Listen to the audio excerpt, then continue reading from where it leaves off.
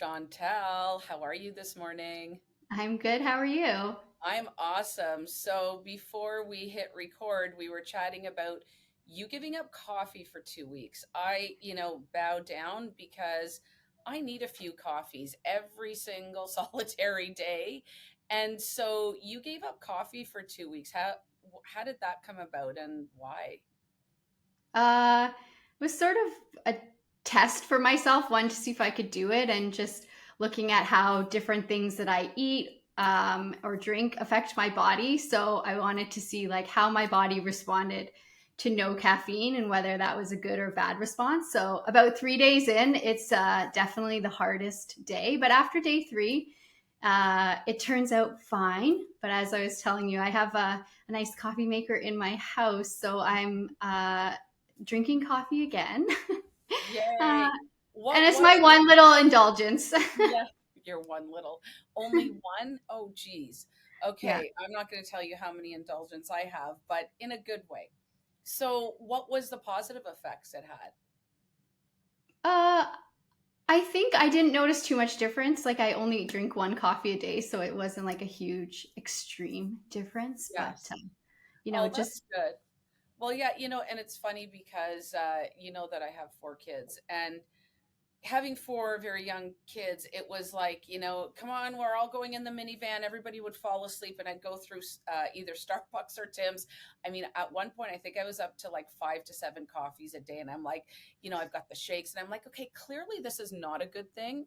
So, same as what you're saying, I'm down to one, sometimes 2 cups a day, which, so everything in moderation, right? exactly. Awesome. So we have so many interesting things to chat about, and you and I have sort of kept coming back to the same sort of thing about the power of storytelling.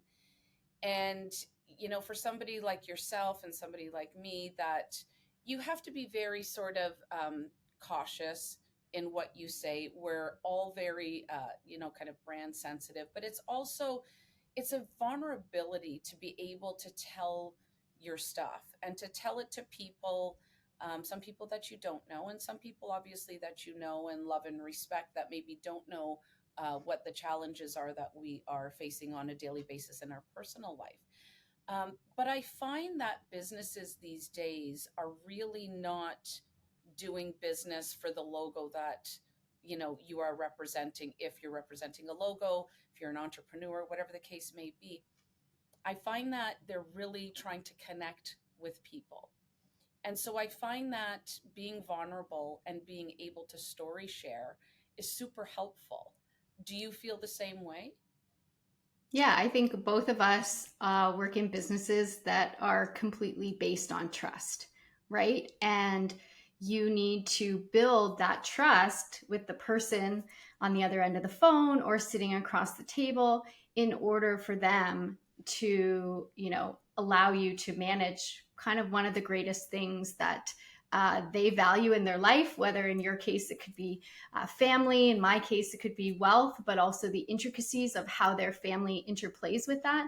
And so Mm-hmm. trust is the foundation of the industry. And I think just like in any relationship you have in your life, whether it's your best friend or your family or a colleague, in order to really trust somebody, you have to know a little bit more about them, what motivates them, what values they have, and ensure that that's really aligned for you. So I think stories or vulnerability, although it's not always our first course of action in a business setting, right? We're trained not to show those vulnerabilities in a business setting.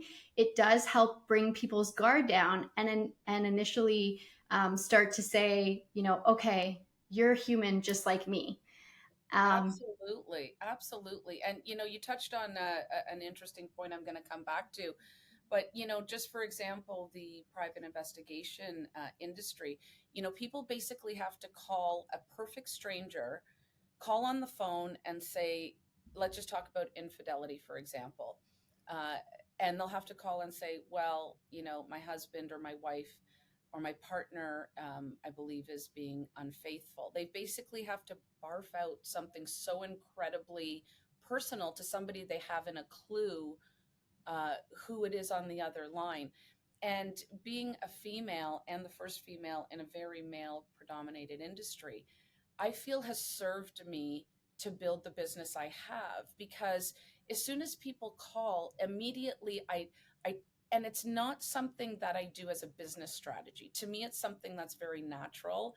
I'm a healer. I'm an empath. I love other human beings. And when somebody's suffering, you want to connect with them. My whole thing is to make them not feel like they're alone, but also kind of to say, been there, done that, got the t-shirt, actually got a few t-shirts, and hey, it's okay. And that connection comes really quickly when you're able to be vulnerable. So I feel like the power of vulnerability, just like when Brene Brown shares her amazing talks about vulnerability, is so connective with other people, and it creates a bond that I think is like no other. So do you feel like, as a woman, and you being in the position that you are, that's an asset to you?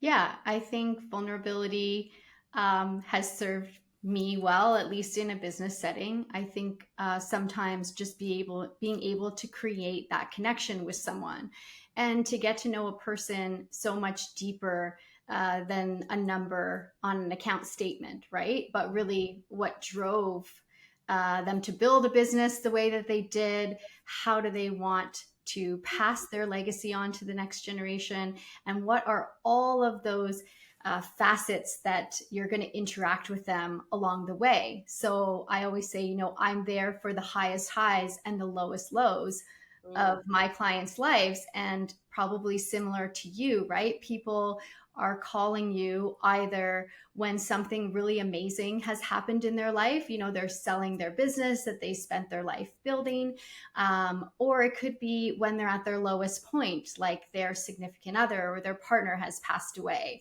or Yes. their parents diagnosed with a terminal illness, or something, God forbid, has happened to their child, or they had a child, right? So it's always this roller coaster that, money is interjected or intertwined with every one of those personal experiences in a different way for different people. So being able to connect and share a story, one, I think makes people feel seen and heard in that you're not alone. It may be the first time that you're experiencing this, but given the number of people that I may interact with on a day or a week or a month, this experience has happened to someone else. And this is, how they recovered, or this is what has happened going forward. And it doesn't mean that that is going to be your lived experience, but it Hmm. does help bring comfort in those dark moments where people may not see the path to move forward at that point in time. Just Hmm. knowing that there is a path, and it is a path others have survived before you, I think may give them that little bit of hope that allows them to just, get up and say, okay, tomorrow's a new day. I think I've got this. And I love that, because I think what you're saying essentially is exactly what we chatted about earlier, is that the power of vulnerability, the power of empathy, and being able to story share. And like you said, we never break confidentiality. It's not nothing to do with that. It has to do with making people feel, like you said, when people call me, they think they're the only ones that have ever gone through this. And I tell people, we do 1,800 infidelity cases a month for the last 2 decades plus tax, right?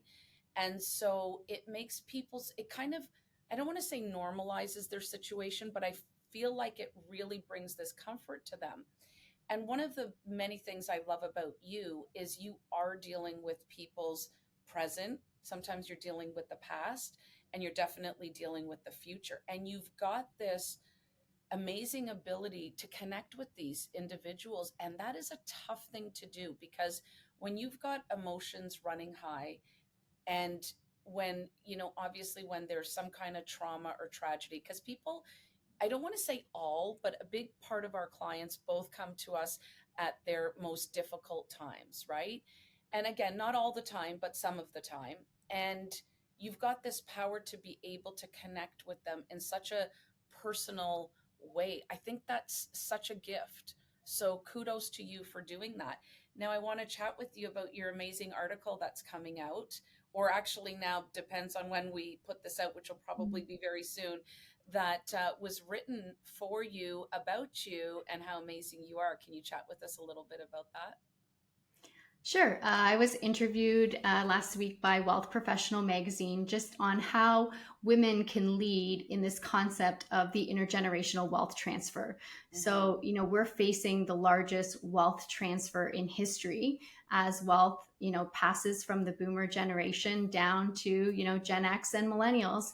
And as a lot of things, especially in financial services, stats, figures, numbers, we think about, okay, the greatest wealth transfer in history. But I like to think about with that transfer becomes the loss of what could be, the greatest, most significant person in someone's life, right? It's not just a passive assets and, this, what is this person going to inherit? But what is this person losing, right? Who is that person behind that? What is the stories that that comes with? What is the emotion that builds behind that? And how do you prepare not only the next generation for the wealth they may inherit, but for the struggle they may go through as they face that journey with an aging parent or the sudden death of a parent or a loved one? There's so much emotions attached to that. And I think sometimes we forget the human experience behind, the process that will take place. And that's really, I believe, what has been maybe missing as we talk about transfer of wealth, specifically among female clients saying, I don't feel that I can work with someone in the industry that I really connect with. And that's because the emotional connection is so important from a female's perspective, right? They are so It much sure deeper is. than just the number on the statement. And as those transfers happen, um, they come intermixed with great loss. It sure does. And, thank you for bringing that up because way too often we don't hear the voice. We don't look at the sort of person behind, if you want to say the numbers or on the other line or the situation. And I think that's a real gift, one of the many, like I said, that you have. So now I am going to get personal and vulnerable and say to you that one of the things that you and I really connected on is, if you want to call it the sandwich generation, but it really is about having a loved one that is still here that has an illness. So, my mom, as you know, has been diagnosed with early onset dementia, and it's difficult. She lives with us. She has been my rock and my rock star forever.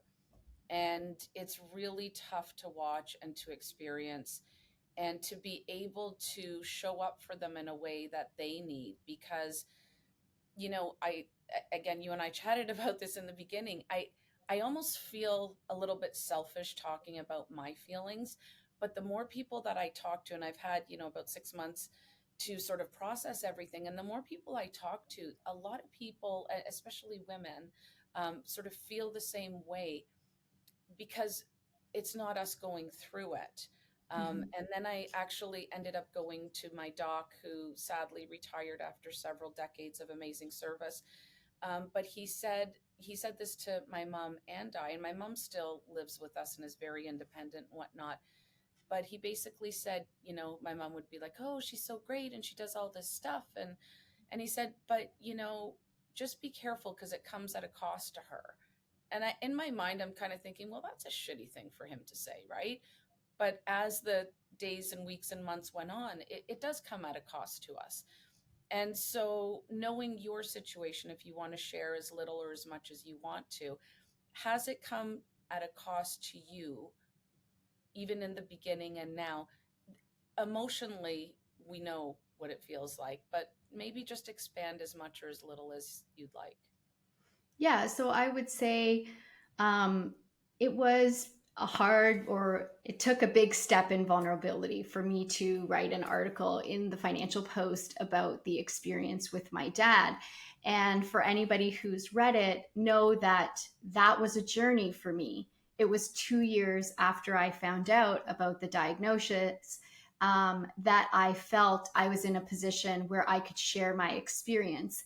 And the article speaks to the 5 stages of grief that you walk through, whether it's dealing with any type of loss. That could be death, that could be divorce, that could be dementia. And I never really applied that to my situation until I could look back with hindsight and say, oh, I clearly lived every one of those 5 stages over a 2 year period. And I believe I'm getting closer to the last stage, which is the acceptance stage. Yeah. But with a loved one with dementia, that grief cycle starts all over again. And the one thing I loved, as I kind of explore this concept of those stages of grief, not only for myself, but my clients who will walk through those as well, is that grief is a cyclical process. So you feel like, oh, I've gotten to, the acceptance stage, I've made it. But it's a process, right? It restarts, and that going back to step one can hit you at any point in time on the journey. So just like everything, as we navigate this human experience, and we go through things and we feel like we've healed parts of ourselves, other parts show up where we're like, oh, that still needs a little bit of work. Grief is very similar in that manner. So I think, yes, when you're dealing with aging parents, that is something that I would say, for women, is not really talked about, right? It's expected as a caregiver that you're going to show up for your parents and you're going to show up for your children, and you do show up. Mm-hmm. But as that article came out, I had a lot of women, that I really admire and respect, message me and say thank you. Like, I am going through the same thing, and I felt so alone. Because you're afraid to talk about it, I'd say, like you said, because you're like, I'm not going through it, or it's not my spouse or partner. But there still is that deep connection between a parent. And a lot of loss, when I think about, my dad, I would say, to me, my brothers, my sister, I'm like, we looked up to my dad like he was Superman, He-Man, Batman, Spider-Man, like every superhero rolled into one, and he played that role differently for each of us. But as you kind of lose that figure, in my sense, just cognitively, your whole perspective changes, right? Because it's not the first time I've dealt with loss, but a loss of a parent, whether it's cognitively or physically, there's just a feeling or an experience that I think, anybody who's gone through that journey can attest to, but Mm-hmm. nobody talks about it. And Um, that's a problem. I think that's a problem. And that's why I so appreciated your article, because it is all about bringing these tough topics to the forefront. And don't you feel that if for whatever reason, 2 years ago, maybe you had found an article like the one you wrote, it's sort of like you said, it makes you feel like you're not alone. Because I don't know why, except for the fact that of what you said, that it's an uncomfortable topic for sure. You feel almost selfish saying it's difficult, and it's just something that's sort of very taboo. And I know you and I were on a conference call with somebody that was going through the very same thing, and so I wonder how many others are experiencing this and we're not talking about it. I feel like it's also very similar to dealing with a loved one that has maybe mental health struggles. And again, it's not us that's going through it, but everybody's affected. And I would love for not only this podcast, but the things that we're going to do in the future, be able to start to bring conversation around these difficult topics, because it's okay to feel the way you're feeling because they're your feelings. But Mhm. I feel that again, excuse me, as women, we very much are caregivers, and we put the person in need ahead of us. Then, like you said, then we've got our children, our partners or our spouses, other, work commitments and whatnot. And we're sort of left, excuse me, we're sort of left at the last. And so if we are sort of the pillar that holds everything and everybody up, well, who's taking care of us? Mm-hmm. Right. And that's why bringing a group of, like-minded women and individuals together to be able to share their experiences and story share, I think is profound. And I think that's what, you've sort of sparked with well, with this podcast, but also with your article. Yeah, when you were speaking about, if somebody else had written an article, it makes me think of the first time I'd sort of seen an article from a perspective similar to my own, and it was Rumor Willis writing um, her experience of dealing with Bruce Willis's diagnosis of dementia. And you kind of related, okay, so even though your dad is famous and you're a celebrity, the feelings of what it feels like to watch your loved one go through this and know that you're completely helpless in any way is shared universally, regardless of the individual that's walking through that journey. Yes. And you said sort of bringing up the whole journey thing, and the grief. So as you know, I'm finalizing one of my TED Talks for next year, and one of them are, who are you in the face of tragedy? And again, I don't want to paint it like this is just such a big tragedy, but internally for me, it is a tragedy to lose one of the people I love the most. And so, but we also have to be cognitive of the fact that we've got our kids watching us too, right? And I think it's okay for them to see, I feel like a lot of us don't want our kids to feel pain or to feel negative in any way. And again, it's not my wish for anybody, but I think it's okay for them to witness your feeling of grief and loss, because it is a tragedy to you and it is a loss to you. But what you had said was so profound, that it's a journey. And just when you think, okay, I've got this, something else changes and something else shifts. I think life is a journey, not a destination. I say this all the time, even though Aerosmith says it way better. It's definitely going to be my next tattoo. But I don't think there's an end to this. There will be an end, as we all, sadly will pass one day. But, it's something that it's hard. It's hard to do. Mm-hmm. When you say that, like, it is a journey, and that as we go through different stages of our life, we're going to experience this journey, but from a different perspective. So yes, like eventually, it may be me in the position of my father, and my daughter's going through that.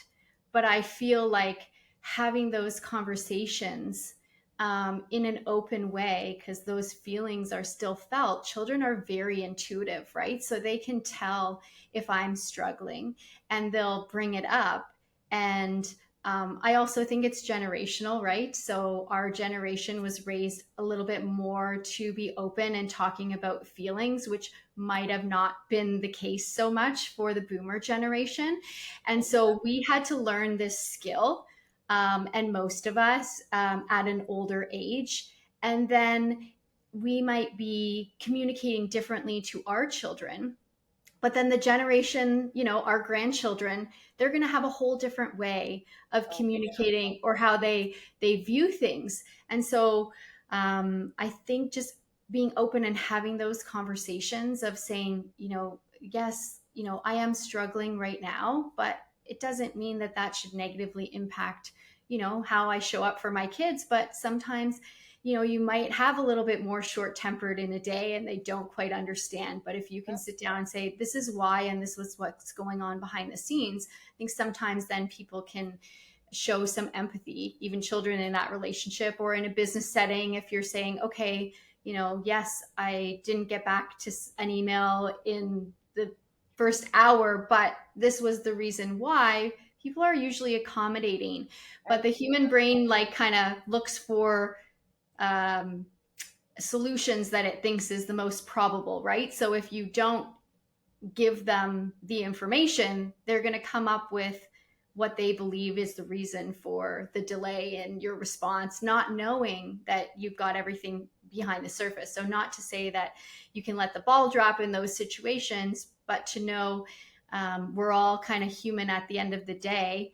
Yes. And one of the last pieces of advice that I'll just leave with on that topic, because I know you were going to say something there, is just I had a mentor before I came into this side of the business, and I called him, I'd known him for years, and saying, just about fears or hesitations you have when you're making a big career move. And he said to me, Chantel, just remember that at the end of the day, we are all just imperfect humans trying to help other imperfect humans. And I repeat that in my mind quite frequently, because I'm like, okay, no one is expecting perfection. They are expecting you to show up and they're expecting you to deliver, but perfection does not exist. And so you just need to give yourself a little bit of grace in those time periods where you're beating yourself up in your mind because you feel like you're not at your best, because all of these other things are happening around you. And like you always say, it's okay to be not okay, and giving yourself that grace, because you're going to get to a place again where you are able to give 110%, or you are operating at your highest efficiency. But right now might not be that time if you've got a lot of other things going on behind the scenes, and guilting yourself and beating yourself up about that is not actually helping you feel any better or cope in that situation. So And sometimes grace is just the better strategy. grace, forgiveness, self-love, self-care, all of those things are so important. And I'm glad that you sort of, shared that, because one of my big things is that we're all perfectly imperfect, right? The whole perfection syndrome, we'll call it. I think we're so hard on ourselves sometimes as women. And I feel that, there's definitely a shift right now of sort of self love and self care and whatnot. But I just jotted down a few quick things because you said so many important things in that last bit there, is regarding anything to do with sort of our children. Communication to me is key.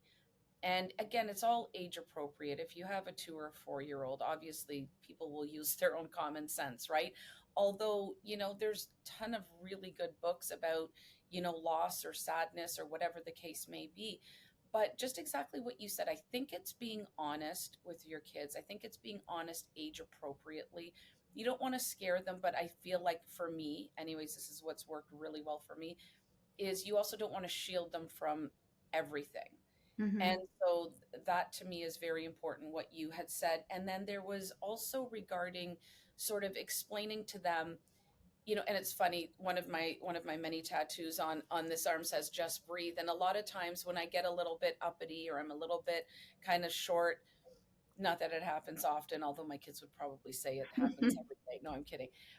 They're like, Mom, look at your left arm. Mom, look at. So we have this little kind of fun banter, where it says just breathe, because sometimes in the throes of everything, that's all you can do. And sometimes when I talk to my clients, and you're the same, my advice to them, they're like, what do I do? What do I do? And they're hyperventilating, they're crying, they're, going to extremes. And I'm like, today, just for the next 30 minutes, I want you to just breathe. And Mm-hmm. sometimes that's enough to bring them down, which sort of brings us to the next topic of, you juggle so many things and so many, I would say, sort of high, not even high conflict, but, very important things for, decisions that you are helping other people make. And so you've got your family life, and you've got your corporate and your work life, and all the fun stuff in between. What is the one thing that sort of has helped you to keep grounded and sort of stay kind of focused? I'll share mine is always 1000% affirmations first thing in the morning. That's how I start every day. and then also working out. I don't care if it's for 15 minutes or an hour and 15 minutes. If I'm feeling stressed, it could be as simple as going for a power walk or as time consuming as going to the gym. What is it for you? What keeps Chantel grounded? Yeah, I think for me, it's been mindfulness. Like I introduced meditation about 6 years ago now. And I wouldn't say like I'm an avid meditator where I'm up every day and I'm meditating, but I have an app on my phone. And once I started using it, now I don't even need to go through a whole meditation. I just hear the opening, welcome to the daily calm. And I'm all of a sudden that, I'm in a better mental state. Mm-hmm. And I've shared with you many times, I discovered restorative yoga. So I tell people it's like a nap for my brain. And I go every Sunday night, and it's just a refresh and helps put things into perspective, right? I love it. So those have been two. I mean, working out is just that's been important as well, but I think it's the integration of it all. My favorite trainer, who I got the joy of going to Mexico with in April, launched a program called Redefine Fitness, and it's about incorporating strength and mindfulness. And that is the first time that I ever woke up in the morning excited to work out, because it's about honoring your body, honoring the things that your body allows yourself, to do every day. And as women, we tend to, work out because we want to change our body. And so by just shifting your perspective to say, no, like your body is what's carrying you through this life, you need to honor it.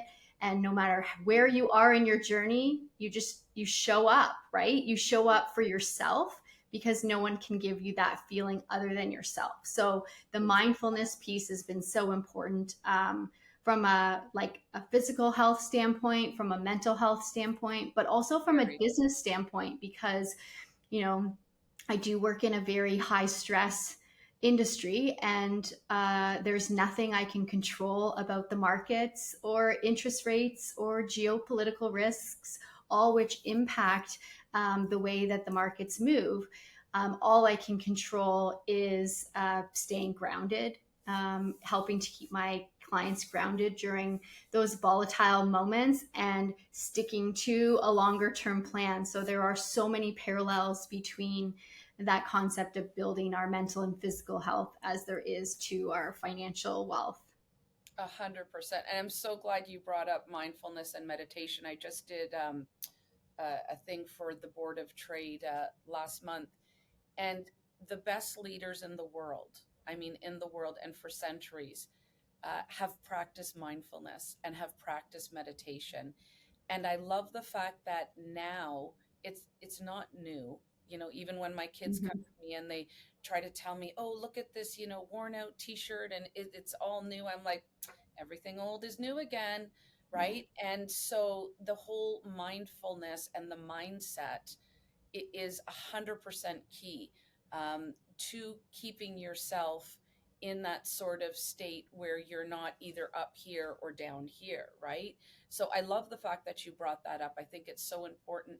um, I'm going to ask you one more question in closing, but what I sort of presented, and a lot of people think mindfulness and meditation has to be this big long journey of, I've got to go to restorative yoga, which would be great if everybody could do that every day. Of course, most busy individuals cannot. So you can practice mindfulness at home, at your desk, on a walk, wherever you may be. It's not like you have to go to a yoga studio, which a lot of people, that's their perception. So I love the fact Mm-hmm. that you said you've started it in a way that works for somebody with a young family, busy professional. If you can do it, I think sort of everybody can do it.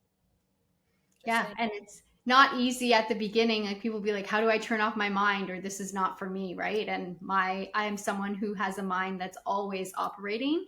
But over 6 years of just kind of not giving up or using it when I need it, right? It's not like I would say I'm sitting there every day on a yoga mat meditating, but it gives me the ability now to just, even when you just breathe, to calm my mind, even if it's just for that, millisecond before reacting in a way that you might initially react, to just say, okay, this is the tool that this taught me.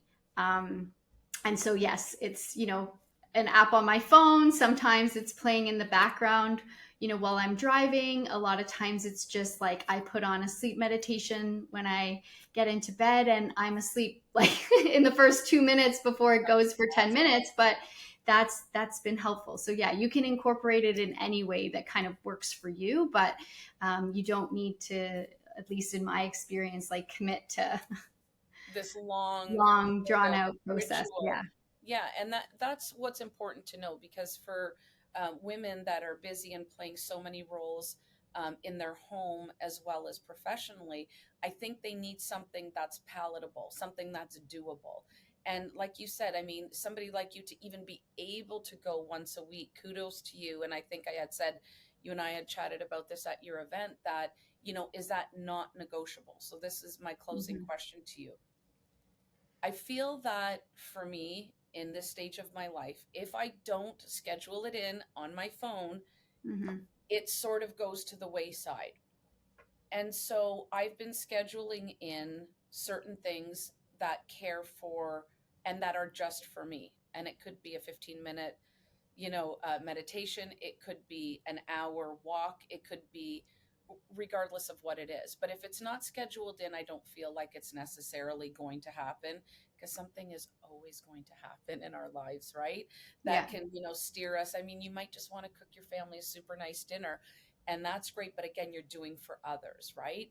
So, what is non negotiable for you when you are self caring for yourself? I think it's carving out that time. So, but again, also giving myself grace. So if it's in my calendar, I show up and, I treat it as a commitment, right? So I just started working with a new personal trainer again. Like that's 6 a.m. Okay, I'm told him it's in my calendar. That's a commitment, right? My restorative yoga is Sunday evenings. Okay, it's in my calendar. That's a commitment. But also, there might be times where things come up or you're dealing with something, and to say I can't show up today, but that's okay as well. Like I'm not going to guilt myself because I didn't keep a commitment to myself, because it's a one off, right? So I think there's two sides of, yes, carving out that time that I was never good at doing before. If it's not in my calendar, like I will brush off, obviously put myself to the bottom of the list. But once I created a system to say, okay, you know, these things make me operate at a more efficient level in every aspect of my life. So they should be a priority in carving out a couple hours of my entire, week, to make that time. And I think I shared with you last week at the event, like, of course, I don't want to get up and work out at 6 a.m. Like, of Nobody course, does. I want to hit the snooze button. And for sometimes, like, I might hit snooze a few times. Yeah, And I get up and I go downstairs. And even if I'm not giving it 100%, I'm trying to show up, right? It's keeping those commitments to 100%. myself. So, and then giving myself grace on the days where I was like, you know what?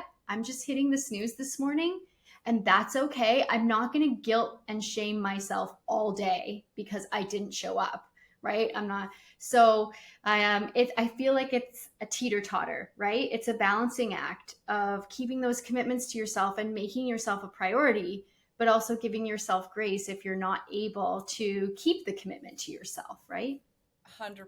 And, just to sort of close off, I think what you are saying is so important. And it's such an important message to all the ladies, to all the humans that are giving 100% of whatever they have, is that, somebody, I mean, people talk about it all the time, but and I'll quote it below in the description, said, if I treated others the way I treat myself, I would have no friends and family.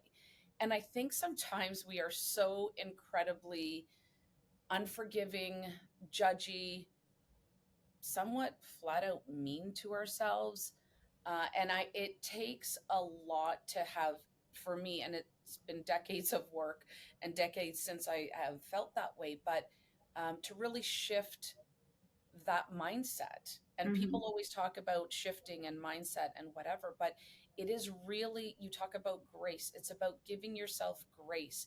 It's about, you set goals. Again, you set these goals. So it's okay. It's not okay to say, oh, I'm going to skip every goal. It's okay if, like you said, if something happens or if a situation really kind of blocked you from meeting that goal, it's okay to move the goal or to revamp your goal or to move it to a different date. It's okay. It's okay to get rid of that goal if it no longer serves you as well. Mm-hmm. So the fact, that message you gave about having grace and giving yourself forgiveness, I think is profound, and I love it. Oh, thanks. It's kind of worked for me in that I definitely had a lot of negative self-talk, and as soon as I um, learned the skill of speaking more positively to myself, or even just like not so much negative, that really changed so many things. In that it reduced a lot of the stress or the anxiety you feel, because a lot of that is created In from the our way own that you're mind. speaking to yourself, right? And so to be able to release some of that, and again, it's a journey. I think some of it comes with age and experience and growth, but being able to just look at yourself and say, yeah, okay, like today is what it is, and I'm just going to move forward, but I'm not a terrible person. Exactly. And it's funny, this has to be another podcast for another time, but it's so important because, again, you talked about this in your presentation, showing the champagne and the Chanel bag. Perception is everything, right? And Mhm. so it goes back to, and it'll close it perfectly, what we were talking about is when somebody looks at you, or even when people look at me or talk to me and say, oh my gosh, I wish I was so as strong as you are. And, people look at you and, oh my gosh, she's so well put together. And, you are just a human being, living life the same way as everybody else. And we all have our struggles, we all have our obstacles, and we all are really, good people. So, my thing is just be kind to everybody that you deal with. You never know what people are going through on the other side. And with all my heart, I love you to pieces, and everything that you stand for is amazing. And all the things that you are doing for women, all the empowerment things that you are doing, your events, and all the amazing things. Thank you, thank you, thank you. And I look forward to speaking with you soon. All right. Well, thanks for having me. Absolutely. Talk soon. Bye.